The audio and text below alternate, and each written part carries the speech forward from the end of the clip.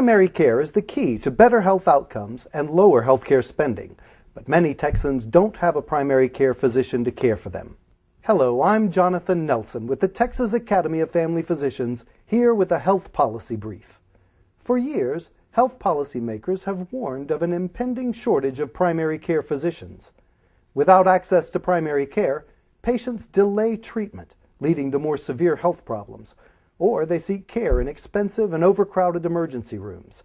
It's a crisis of quality and cost that not only affects the health of Texans, it affects the health of our economy. The most effective way to get more primary care physicians, like family doctors, practicing in our communities is to train them right here in Texas.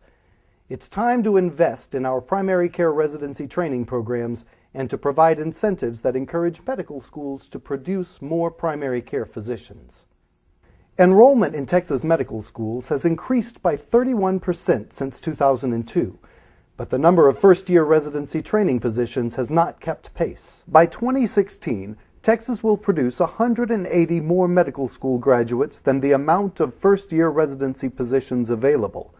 Texas invests $168,000 in each medical school graduate, so when they leave to find training programs, Texas will lose an investment of more than $30 million. The state's already invested in their medical education.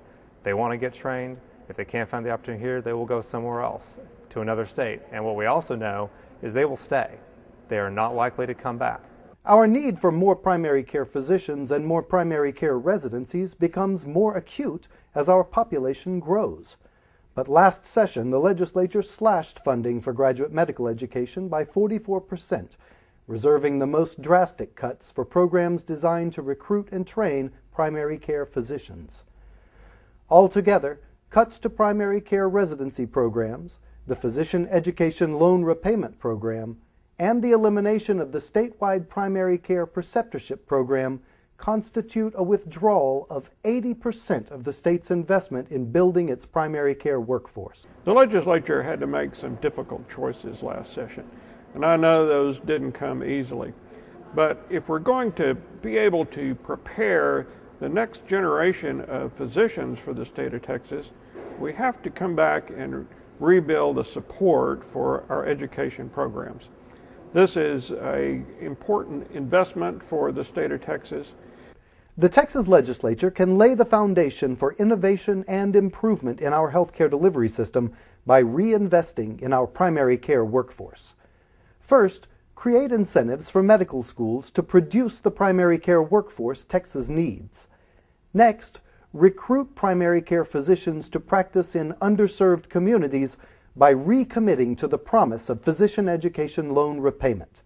And finally, restore funding to primary care residency training programs. The legislature can decide to act now, invest money in training more physicians so that there will be physicians to take care of those people, or it can choose not to.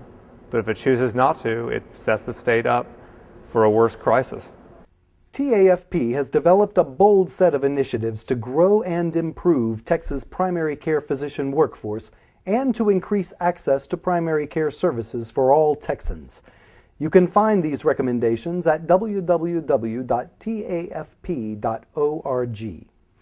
With a robust primary care physician workforce, we can ensure Texas patients will receive the right care at the right time for the right price.